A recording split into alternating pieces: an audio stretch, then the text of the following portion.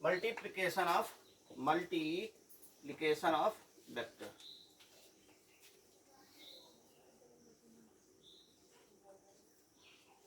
सदिशों का गुणन। क्या पढ़ेंगे हम? सदिशों का गुणन। इसमें हमें दो चीजें पढ़नी है। एक तो स्केलर रहेगा, स्केलर को अगर हम मल्टीप्लाई करा रहे हैं, स्केलर इंटू वेक्टर, वेक्टर से मल्टीप्लाई कराया जाएगा। दूसरा, वेक्टर को वेक्टर से ही मल्टीप्लाई कराया जाएगा, वेक्टर इंटू वेक्टर। एक स्केलर को वेक्टर से कराया जाएगा, दूसरा वेक्टर को वेक्टर से कराया जाएगा। ये जो स्केलर होगा, स्केलर को मान लिया मैंने कोई एक के संख्या होगी, और ये जो के होगा ये नॉन जीरो नंबर होगा। क्या होगा भैया? Non zero number. जैसे मान लिया example, vector A equal to 20 meter per second square I cap है। ये कोई एक्सीलरेशन है 20 मीटर पर सेकेंड स्क्वायर का। आई कैप बोले तो एक्स डायरेक्शन में है। अगर मैं 2 से मल्टीप्लाई करता हूँ, 2a, तो 2 इधर भी है, ये 2 क्या है? एक स्केलर नंबर है, मतलब ये अदिश संख्या होगी। स्केलर बोले तो कोई अदिश होगा, और अदिश में क्या होता है? संख्या ही होती है। तो एक तो हम क्या करेंगे, किसी संख्या से किसी नंबर से वेक्टर को मल्टीप्लाई करेंगे, ये भी एक मल्टीप्लिकेशन हुआ। एक क्या होगा, वेक्टर को वेक्टर से भी मल्टीप्लाई किया जाएगा। तो यहाँ 2 से मैंने कहा तो 2a वेक्टर हुआ, और ये क्या बनेगा? 2, और इधर फिर से 20 मीटर पर सेकेंड स्क्वायर आई के, मतलब ये हो जाएगा 40 मीटर पर सेकेंड स्क्वायर आई के। आप जिस भी स्केलर नंबर से करेंगे मल्टीप्लाई, उस स्केलर नंबर से जो भी वेक्टर दिया गया होगा, उस वेक्टर का केवल मैग्नीट्यूड बढ़ेगा। जितने टाइम्स वो दिया जाएगा उतना उसका मैग्नीट्यूड बढ़ जाएगा। जैसे इसी में जो है, अगर बोल दे वेलोसिटी है कोई, वो 20 मीटर पर सेकेंड है, मान लो वाई डायरेक्शन में, ठीक है। हम जो है k equal to half, k equal to half से अगर मल्टीप्लाई कराते हैं तो ये होगा k v, इधर हो जाएगा k की जगह पे हमने कर लिया half into 20 meter per second जे कैप, तो 2 1 जा 2 2 1। यहाँ से जो अपना बनेगा वो नया वेक्टर बनेगा। अभी भी ये वेक्टर ही रहेगा, अभी भी ये वेक्टर ही रहेगा, लेकिन कितना आएगा? ये आएगा 10 मीटर पर सेकेंड जे कैप। अभी भी वाई डायरेक्शन में रहेगा। ये दिख तो रहा है ना नीचे?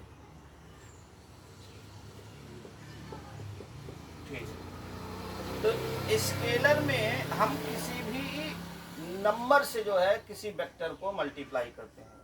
एक और देखेंगे भैया, जीरो से नहीं करेंगे। यहाँ पे क्या लिखा हमने? Non zero number. जीरो से नहीं करेंगे। जीरो से क्या है कि अगर मान लो जैसे किसी भी वेक्टर को हम जीरो से मल्टीप्लाई कर देते हैं, तो वो पूरा का पूरा उसका मैग्नीट्यूड भी जीरो हो जाएगा। मैग्नीट्यूड जीरो, वो वेक्टर जीरो बन जाएगा ना, इसलिए जीरो से नहीं रहेगा।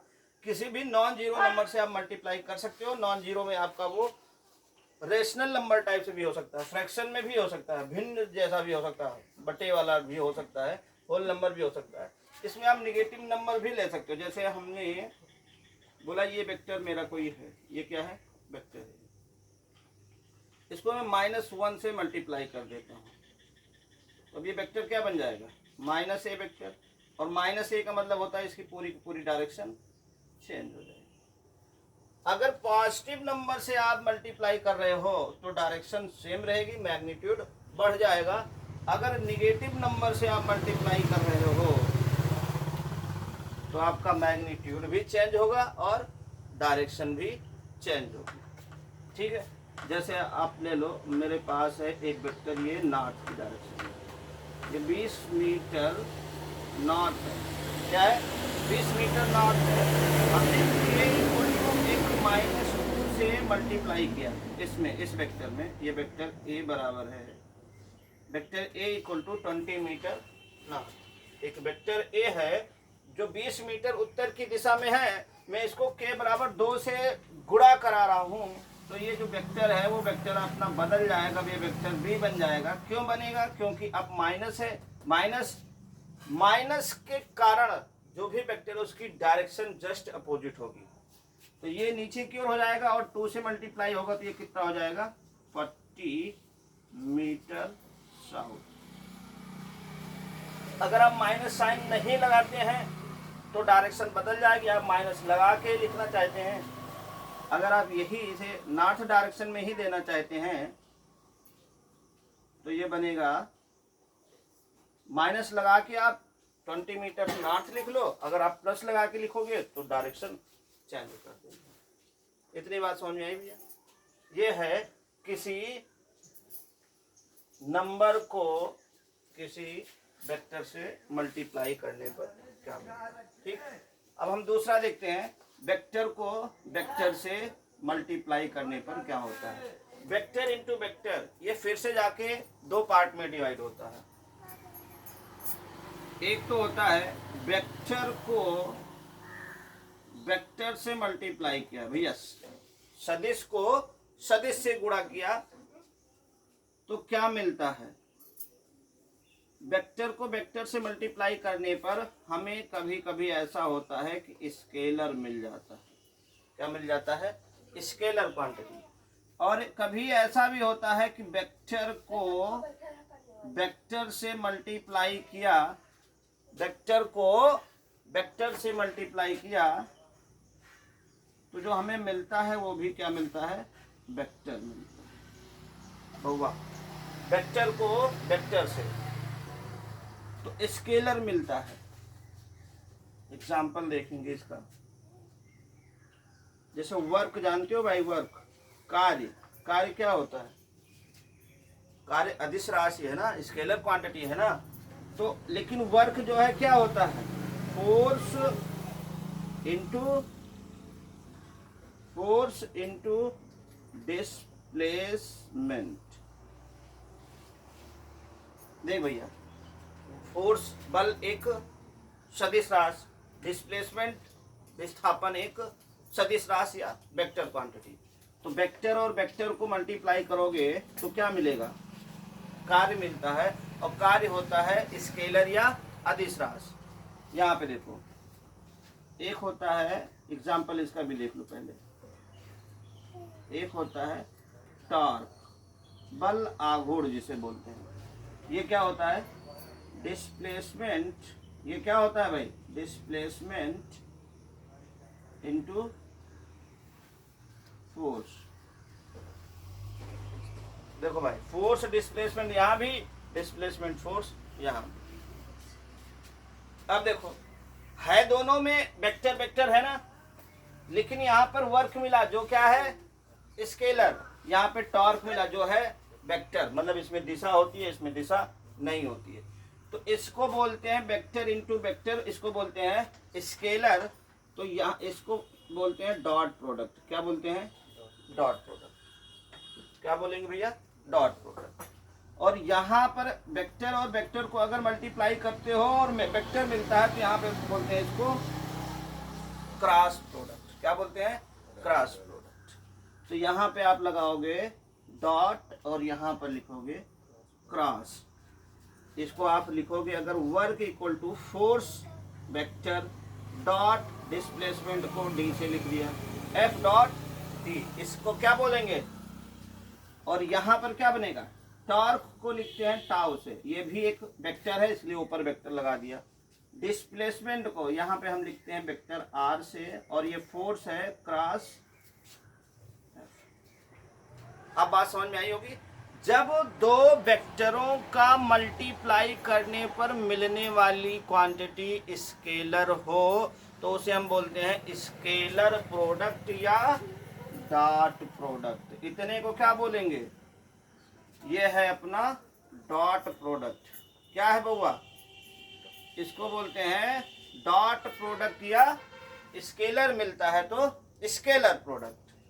और इसको बोलते हैं, इसमें वेक्टर को वेक्टर से मल्टीप्लाई किया और क्या मिला है? वेक्टर मिला है तो इसको बोलते हैं वेक्टर प्रोडक्ट या क्रॉस प्रोडक्ट। वेक्टर प्रोडक्ट या क्रॉस प्रोडक्ट। इतनी बात सबको क्लियर है। ये इसका काम तो यहीं पर खत्म तमाम। अब इसको हम पहले डॉट प्रोडक्ट देखेंगे, फिर वेक्टर प्रोडक्ट देखेंगे। ओके, इतनी बात क्लियर है? नोट। हाँ भाई, चलो आओ देखते हैं डॉट प्रोडक्ट। डॉट प्रोडक्ट को हम स्केलर प्रोडक्ट भी बोलते हैं। क्या बोलते हैं? स्केलर प्रोडक्ट भी बोलते हैं। और भैया इसकी हिंदी होती है अदिश गुणन। अदिश गुणन काहे को कहते हैं? क्योंकि दो वेक्टर को गुणा करने के बाद जो राशि मिलती है वो अदिश ही मिलती है, इसलिए इसे अदिश गुणन कहते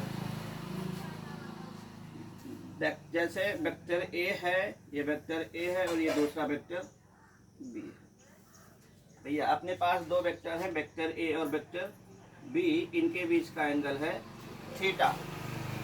अगर मैं कहूँ कि मुझे वेक्टर ए और वेक्टर बी के बीच का डॉट प्रोडक्ट करना है, तो इसको लिखा ऐसे जाता है ए dot B.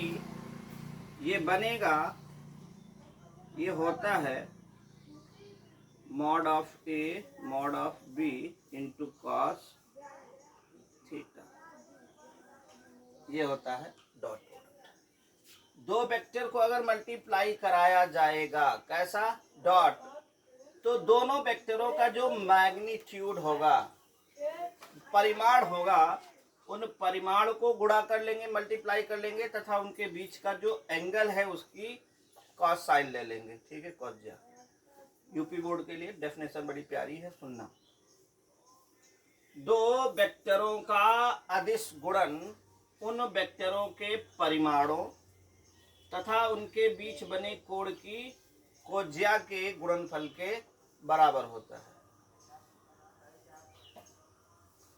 Dot product of two vector is multiplication of their magnitude and cos theta.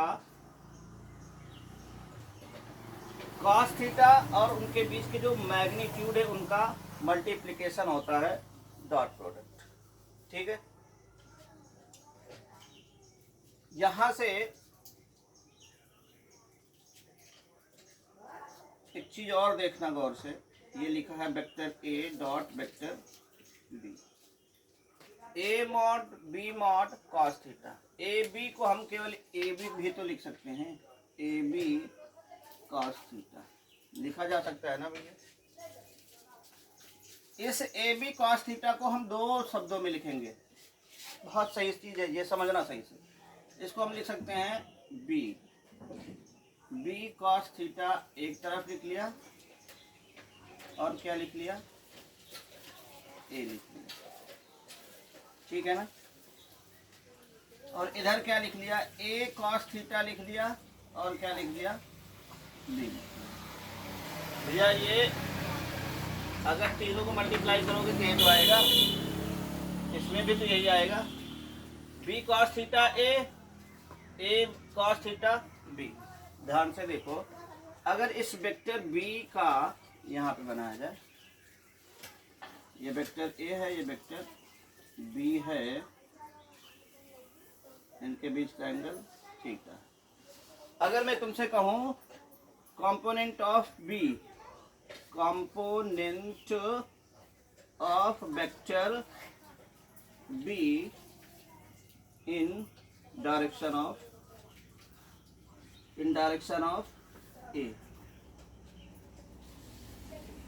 ए की डायरेक्शन यही है, इसका कंपोनेंट इधर की ओर क्या आएगा? बी कॉस थीटा आएगा ना, बी कॉस थीटा ही तो आएगा। भैया वेक्टर बी का घटक जो ए की दिशा में हो, यही तो है, क्योंकि एंगल यहीं से बना, और हम लोगों ने पढ़ा है कंपोनेंट में कि जहां से कोण बन रहा हो, जहां से एंगल बन रहा हो, उधर की ओर क्या आता है? बी कॉस थीटा ना।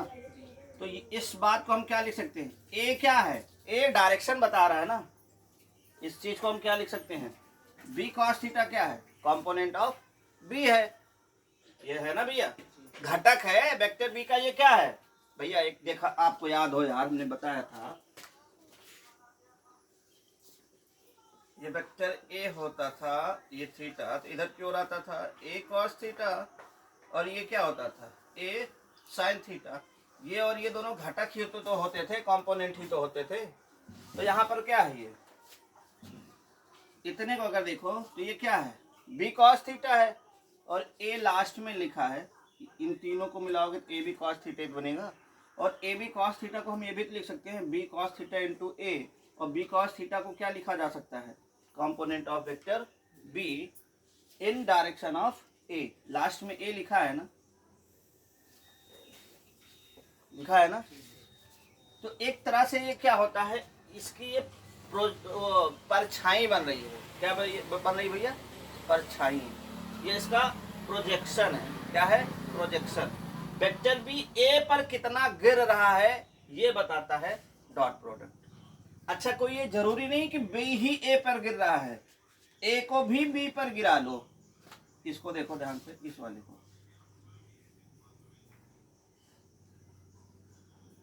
ये ए है, ये बी है, इसको थोड़ा सा ऐसे बढ़ाओ है? और अब देखो एक लाइन ऐसे पीछे मैं ए, अब यहाँ से देखना ए का कंपोनेंट, इसको हम लिख सकता हूँ इधर की ओर ए कॉस थीटा। अब इधर से मैं देख रहा हूँ थीटा इधर से बन रहा है, तो ए का कंपोनेंट लिया जाएगा तो क्या होगा, ए कॉस थीटा लिया जाएगा ना।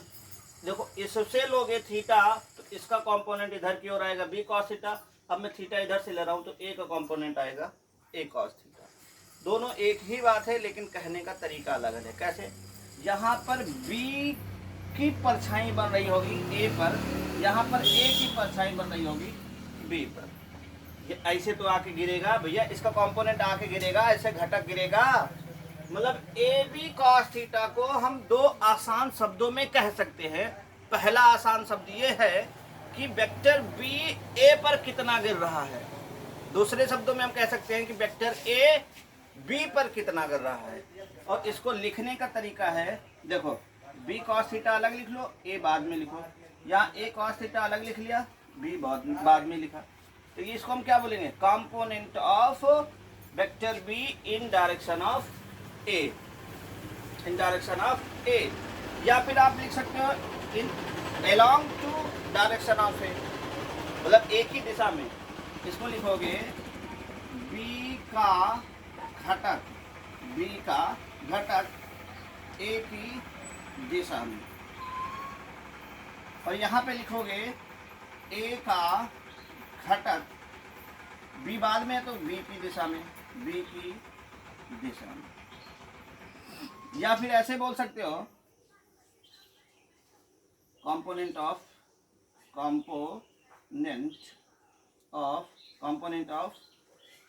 ए इन डायरेक्शन ऑफ बी। मेरी बात समझ में आई। ए डॉट बी का मतलब है कि ए का घटक निकाला गया है बी पर, या फिर बी का घटक निकाला गया है ए पर। ठीक है, ये इसकी आसान शब्दों में व्याख्या है। क्या है, आसान शब्दों में व्याख्या है। अगर आप आसान शब्दों की व्याख्या नहीं समझ रहे हैं तो आप केवल इतना समझें कि जब दो वेक्टर दिया जाएगा, उनके बीच का हमसे बोला जाएगा कि डॉट प्रोडक्ट निकालो, तो उनके बीच कुछ एंगल दिया जाएगा, उस एंगल का मुझे ले लेना है कॉस, उस एंगल का मुझे ले लेना है कॉस। और जो वेक्टर दिए जाएंगे उनका हमें लेना है मैग्नीट्यूड या परिमाण, और कॉस और उनके मैग्नीट्यूड को मल्टीप्लाई करा देना है, वही हो जाएगा अपना डॉट प्रोडक्ट।